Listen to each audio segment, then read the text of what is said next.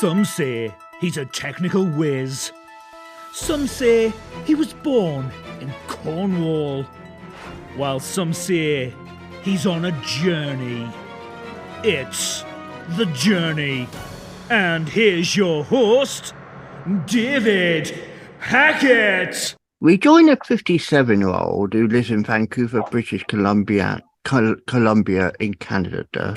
They are self-published author of over 80 novels, and we will talk about their books. We will know what more about them. And if you go to YouTube and enter this person's name, you can check out some of the podcasts they've been on as well as this one, no doubt. They have around 5,000 Facebook friends and then hundreds of Facebook groups. And his Facebook group is called Johnny's Way. And he has over 500 members in there. And if you do go Facebook, look it up, Johnny's Way, JOHNNYS. So we welcome John to The Journey. Hi, David. Thanks for having me on. That was a great introduction. Thank you so much. No worries. And as I can tell, you're in a cafe or something because I can, or also, so that's another little feature.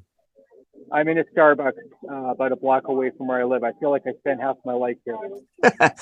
The Starbucks is one of the coffees that you can drink anytime, especially if you like Starbucks coffee. But obviously, I know there's other coffee brands out there, so I've got to keep it neutral. So, journeys begin somewhere. We talked upon it. You've been a self-published author and been on YouTube. Where does your earliest memory of you being you start? Okay. Well, I always felt that I was meant to do something creative with my life. When I was a kid, I wanted to be a comic book artist. I was a huge comic book nerd and a voracious comic book reader. I had a huge collection of Marvel and DC comics. I used to draw every day for 3 or 4 hours. And I don't know what happened, but when I was about 12, I gave it up. I guess I decided I wanted to hang out with my friends. And then after high school, I really didn't have a good specific idea of what I wanted to do with my life, other than writing was sort of in the back of my mind. I tried acting for a couple of years. There was a show in the late 60s called The Big Valley. And I don't know if you ever heard of it, but one of the stars of that show, Peter Breck, he came to Vancouver and he started an acting school called the Breck Academy. So I walked past this place one day. I was about 23, 24 years old, and I started taking acting classes. And I don't mean to name drop, but I got to meet Richard Dreyfuss. He came to the school one day. He was filming Stakeout in Vancouver with Emilio Estevez. And I got to meet Gene Hackman. He came to the school one day. He was filming Narrow Margin back in the day. And I was an extra in Rocky IV. That was a very exciting experience. You don't actually see me in the movie, but there was an open casting call, and I went for one day and got to see Stallone and Dolph Lundgren took it out in the ring. And I was going for it. You know, I had an agent, and I was going to auditions, and I was even doing some writing back then, too. I was writing scenes and monologues for myself. And very often the casting directors would say to me, well, I've never heard that monologue before. Because I guess a lot of actors back then were just taking monologues out of plays or screenplays. And not very many actors were doing what I was doing, which was writing my own. So they always seemed to be impressed by that, or at least they seemed to be. Now, what happened was, and I don't mean to gross you or any of your listeners out, I'm just sharing my story. I developed psoriasis. You know what that is? It's a skin malcondition. Yeah. And my skin has always been very, very dry. And it just got exponentially worse and worse as I went from childhood to my early 20s. And of course, my diet wasn't helping. I'm a recovering sugarholic. I used to be very overweight. I used to weigh anywhere from 235 to 250 pounds. And just stressing out over every little thing and having a very low opinion of myself and kind of going through life with a half glass of water being half empty as opposed to half full. And I'd read a lot of self-help books, and I was in therapy for a year. And I found that all to be very beneficial up to a point. But my life up until 2019, I consider myself to be very much a late bloomer in life. And I always tell people it's better to be a late bloomer than a never bloomer. Back in 2019, I kind of felt like I hit a wall in my life. My inner monologue was like, gosh, I've got all this information in my head about how to manifest. about how to align myself with the John Leister that I feel I was always meant to be, a creator as opposed to a service provider, which I'm still doing. I still have my day job as a security guard, which I've been doing for 35 years, believe it or not. So what I did was 3 years ago, and I'm not pushy or preachy about this stuff. I respect other people's beliefs. I'm just sharing what has worked for me, what changed my life. What changed my life is that I took a leap of faith and I decided to reach out to God. And I came home from work one day and I was feeling very depressed. And I just said, God, I don't know if you're real. I don't know if I'm talking to myself right now. I've heard about you my whole life. I've always thought of myself as something as a quasi believer, because at the end of the day, none of us really knows. It's the unknown. It's the hypothetical. But I said, you know what? I think that I'm the kind of person who tries a little bit harder when I have it in my mind's eye that someone who loves me and accepts me for who I am unconditionally and is rooting for me to at least try, to at least take a few baby steps and to do it in a way that is consistent and that is meaningful. And so I started talking to God every day, almost like he was my therapist or like he was a bartender. And I just unloaded on a lot of stuff. And very quickly, I began to feel a sense of decompression. In other words, I felt for the first time in my life, a true sense of self-acceptance. And I looked at myself in the mirror and I said, you know, John, what you were always meant to be, what you always have loved your whole life with stories. You spent your whole life reading books and comic books and watching a million movies and a million TV shows. And you've always had it in your mind's eye that you could be one of those people, you know, written by John Leister, based on a novel by John Leister. So just to backpedal a little bit, around 2005, I had written a bunch of short stories at work.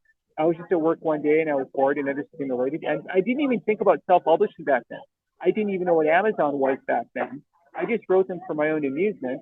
And what happened was I created this character called Lee Hacklin. There he goes, shamelessly plugging his product, plug.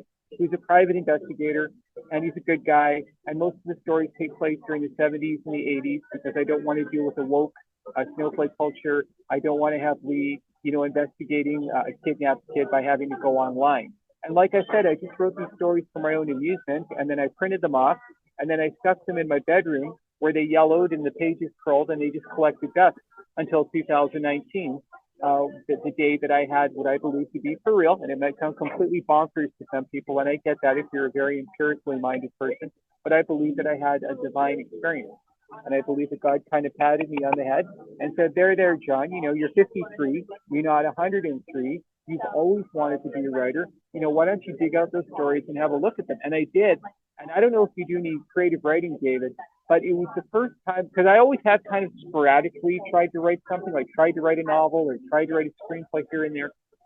But the stuff that I wrote as a young man was very cringeworthy. I read these stories and I thought, gosh, you know, these are not great literature, but I'm having fun reading them. And I really like this guy, Lee Hacklin, probably because basically he's me. He's an idealized version of myself, which I think is something that a lot of writers do. I think that's what Ian Fleming did when he created James Bond, or Tom Clancy when he created Jack Ryan. And so I cobbled them together and they became my first book, which is a collection of short stories called, here we go, The Collected Cases of Lee Hacklin, 1970s Private Investigator, Book 1. And it was for me, because I'm not a very technologically savvy guy. I don't know how old you are, but I was alive at it. I was born in 1965. I was alive at a time when none of this stuff existed. So for me, it was a tremendous uphill battle to get that first book posted. I mean, I had it in my mind's eye, 3 clicks of a mouse, and boom, I'm a self-published author. It wasn't like that. There were a lot of hiccups along the way. For example, basically Amazon was rejecting my banking information. And then I would go to the bank and they say, no, it's the right information. So I was going in circles, losing my mind like Daffy Duck. If I didn't have God in my life, if I had not taken this leap of faith in a parallel timeline, if there's such a thing as parallel, based on your background there, I have a feeling that you like science fiction. You know, parallel universes and alternate timelines. If there was an alternate timeline where I did this in 2019 and I didn't have God in my life, I see God as kind of like Big Brother from 1984, but in a good way, in a loving, positive, cheering way, like Yoda and Luke Skywalker's rucksack. If I didn't have that in my mind's eye, again, not to be overly self-denigrating, because who I was back then wasn't such a horrible guy. I just wasn't a guy who you know, if at first you don't succeed, try again. More like try something a couple of times. If it doesn't work out, you know, screw it. You know, back to the couch, back to just pounding down junk food every day and just sitting in front of a screen and watching other people's stories, which I did for a good part of 35 years. Yeah. But because I had God in my mind, I stuck with it. And after about a month of going to the library every day after work or on my days off and getting tremendous help from library staff. And this is an important life lesson, I think, especially for men. And I don't mean to stereotype, but, we men, we're not great on asking people for help, I think. I think we like to, we want to do everything by ourselves, right? Yeah. Sometimes you have to put your ego on the shelf, like I did today when I bought these headphones. I never used the headphones, Bluetooth. I never used Bluetooth before. We have to put our egos on the shelf and ask people to help us and to be patient. And so, as I said, after about a month, when I finally saw on the screen, your book has been published, the feeling of elation I had was just indescribable. It was like, for me, like I didn't do anything grandiose necessarily, but for once in my life, I actually started something. And there were hiccups and variables and potholes and speed bumps along the way. And I actually crossed the finish line. Have you seen the movie Billy Elliot? Mm. Have you seen that movie? Okay. So do you remember the scene where Billy's dad takes him to the ballet school in London? And the auditioners ask Billy, how do you feel when you dance? He says, I feel like electricity.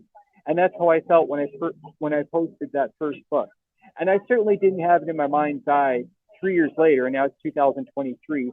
And I've actually lost count. It's getting up to 100. It's between 90 and 100. Now, granted, some of them are not very long. Some of them are really glorified short stories. But I feel like the story is as long as it needs to be. Oscar Wilde said, brevity is the soul of wit. I've discovered over the last 3 years that not something, I don't want to say discovered. Let me backtrack a little bit. I've embraced that this is what I was meant to do with my life. I can't fix a car. I can't shingle a roof. I mean, I could if somebody had the patience to teach me. But this is, everybody's got at least one thing that they want to do, and this is it. And I've been doing it. And this is another important point I feel, David.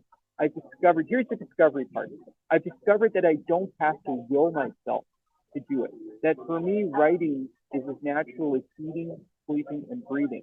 And I'm at a point in my life now, and I'm not saying this to brag or to beat my chest. Again, I'm just sharing my story. What has changed about me now since before 2019, where I was a couch potato much of the time, I discovered that I can't go to bed. I literally can't go to bed unless I've cranked out at least a couple of pages in my dollar store duo thing. To do that would be akin to going to bed without brushing or flossing my teeth, or going to work tomorrow morning without taking a shower first. That's not going to happen. And again, I feel like that's another important life lesson too. Sometimes the hardest part is just getting started, right? And to have it in your mind's eye, I say that a lot, that there's going to be hiccups along the way. There's going to be little potholes, and the temptation to give up, will be omnipresent.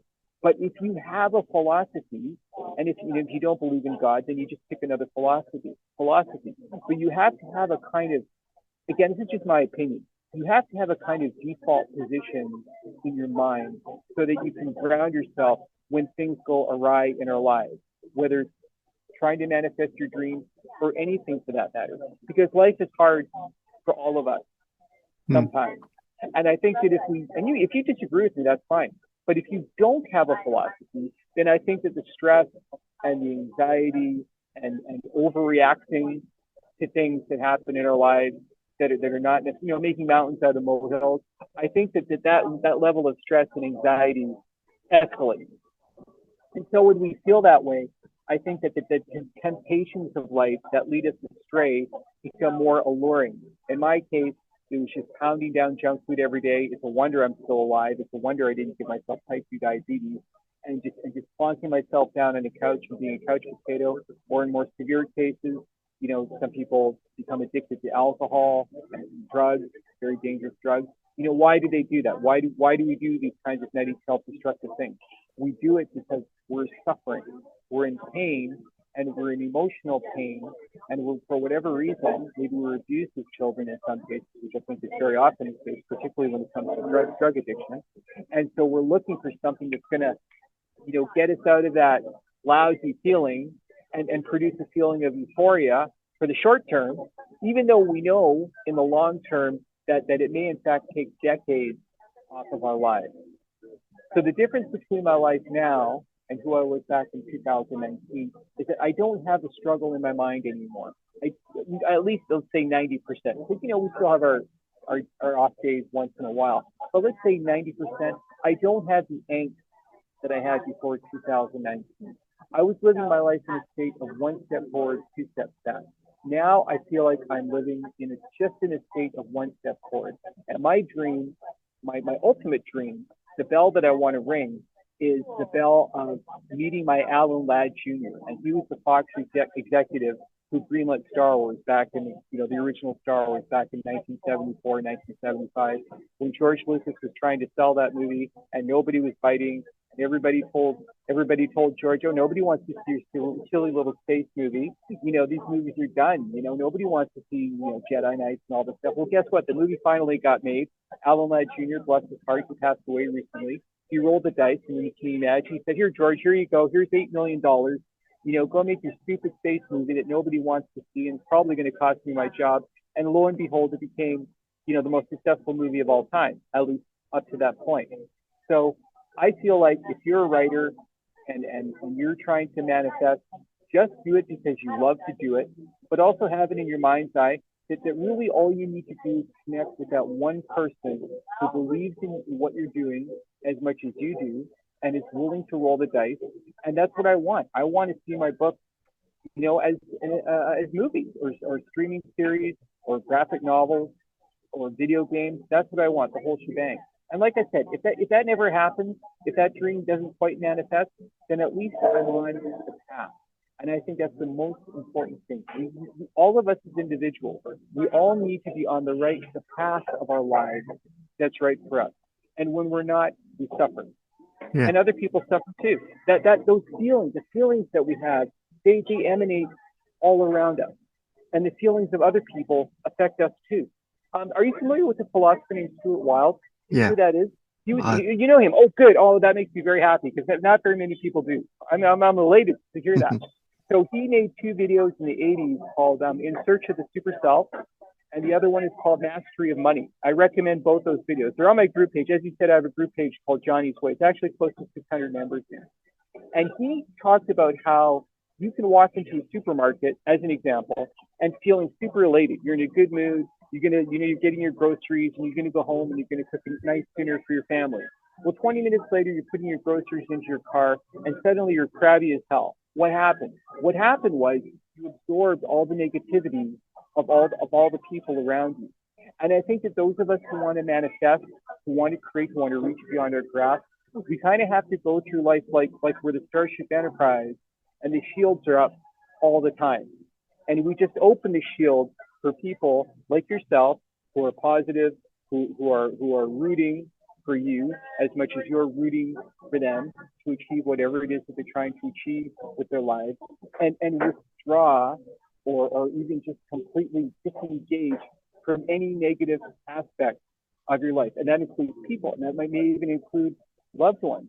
I was in a social setting last year where someone that I really love and care about actually said to me, don't talk about your book. And so I've withdrawn from that person because I just don't want that negativity in my life. I want to feel free to express myself however I want to, and I want people around me to feel the same way. Those feelings are reciprocated 100%. So that's my story in a nutshell. Very good nutshell. And it's just amazing, how you've come from where you were to where you are now, because obviously in the journey, everyone has different peaks, and as you call it, and as I call it as well, because it's loads of junctions. So it's about adapting to those situations as they come along. Yeah. So, where would you, apart from your books you've written, do you ever see yourself doing more than the books into the movies? Would you want to do more than you are, or you're happy as you are? You found your level now? Well, I would say yes to both questions, but I absolutely believe that my stories have potential to be translated to other forms of media. And I think that my stories are essentially what I'm writing is pulp fiction. They're good guys and bad guys. They're old school. They're the kinds of stories that you might have liked as a kid. And I feel like in today's culture, and I'm not very up on current content because I'm not watching any shows. I've seen maybe 5 movies this year.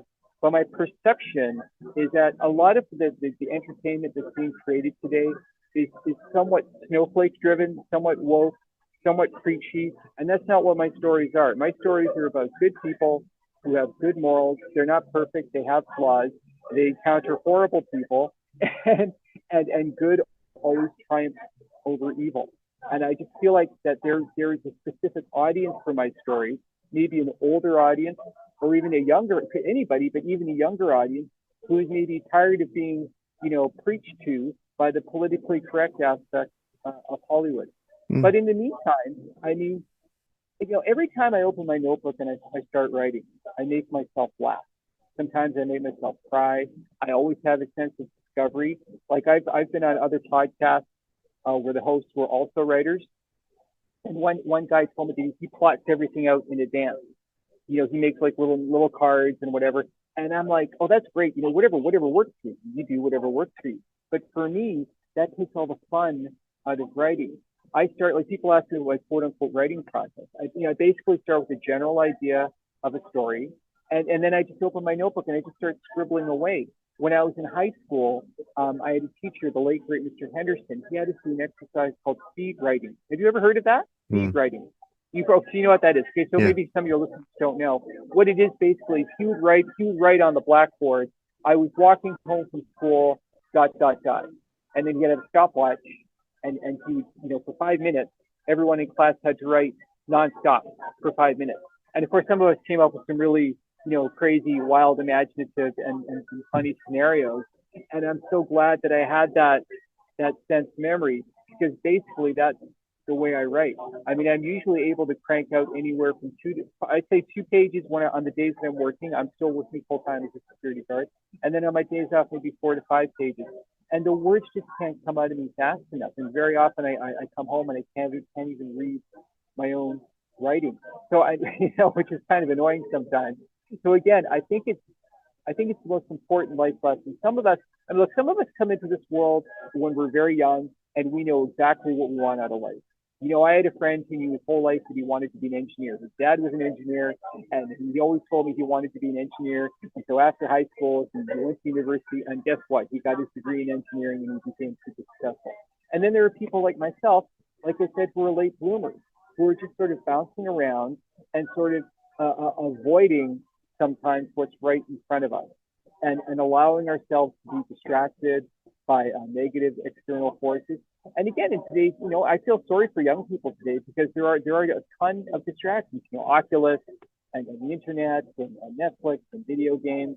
And of course, all of that stuff is fun, but we have to keep it in moderation, right? We have to be disciplined, because otherwise, whatever is going on in our minds that we want to create, there's a risk that it's going to die with us. Somewhere in the world, there's a guy who's 120 years old, and he's plugged into a machine, and he's on his last day, and a really cool idea is going to die with him. Well, I'm happy to say that I'm not that guy. My stuff is out there, and I'm going to keep cranking out these books until my very last day. One of my favorite novelists, Herman Wouk, he wrote his last novel when he was 100 years old. You just have to do. You have to trust your. It's kind of like what they said in Star Wars. Trust your instinct. And if you look, I tried stand-up comedy. There's a bar about a block away from here, and they have open mics. And I tried stand-up comedy 4 times, and I discovered that standing on stage and having all these faces looking up at me and expecting me to make them laugh every 10 seconds wasn't a good fit for me. And I think this is another important life lesson, David. There's a huge difference between quitting and discovering. I tried stand-up comedy, and I discovered that it wasn't a good fit for me. I tried writing, as I said, sporadically over the last 3 years. But since I reached out to God, I've discovered / acknowledged that this is absolutely what I was meant to do with my life. And when I post a book, by the way, here's another thing I want to say. I gave up on Amazon. And I shouldn't say anything negative about Amazon, because it seems like they practically rule the world. But there were some hiccups with some of my other books. So I found another platform, and this is what I want to recommend to your listeners. If anybody wants to do this, if you want to write a book, I highly recommend Draft2 Digital. It is super easy to use. I didn't need any. It took me all of 5 minutes to post my first book with that platform. I know they're not paying you, and it's free. And what they do is they springboard your books to other platforms. So all of my books are available on 7 or 8 different key platforms, like there's Barnes & Noble and Kobo and Apple and a few others. And I found another website called Poster My Wall, postermywall.com, and that's how I design my book covers. It's only over the last year or so that I've actually added covers to most of my books. And again, it's free. It's super fun to use. And so, yeah, that's that. You know, this is my life now. I'm manifesting more now over the last 3 years of my life than during the first 53 years of my life. And it's absolutely worth it. And the feeling I have about myself now is so much better than what it was before. Because I have something that I can point to and say, well, you know what? I did this. And you might think that it's total garbage, but that's fine. I think it's great. The point is, I think that all of us need to feel that our lives have purpose, right? And if our purpose is just to pay the rent and to pay the bills and to have enough money on the weekend to buy a 6-pack of beer, if you're happy with that, if you're happy with living your life that way, that's fine, because we have free will. But if you're not happy, and my hallucination is that most of us are not happy living that way, because just living for the sake of instant gratification is no way to live. It was certainly no way to live for me. So just be true to yourself. Yeah. Don't be afraid of who you are, right? Yeah, Love yourself. That's true. I agree with that. Take advantage of all this technology. It's sorry to swear. It pisses me off when people my generation have nothing positive to say about this technology. I just want to.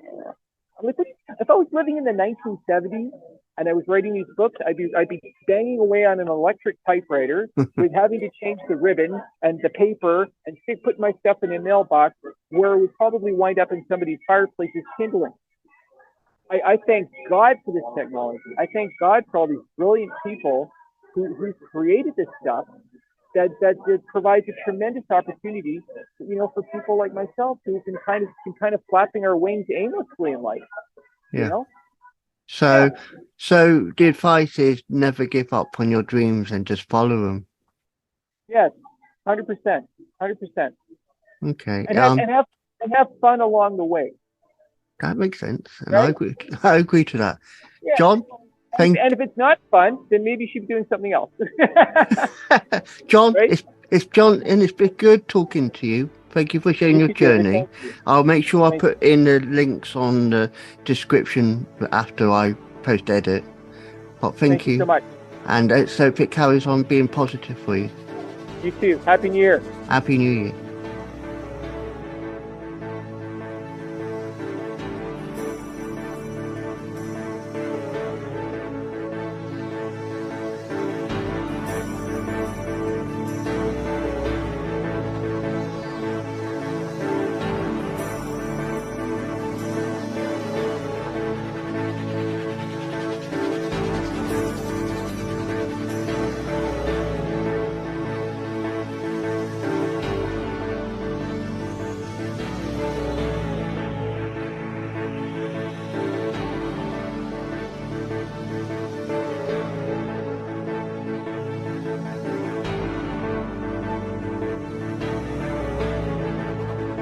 That was The Journey, hosted by Wise Words Imaging, hosted by David Hackett. Be sure to like, subscribe and listen to another journey coming soon.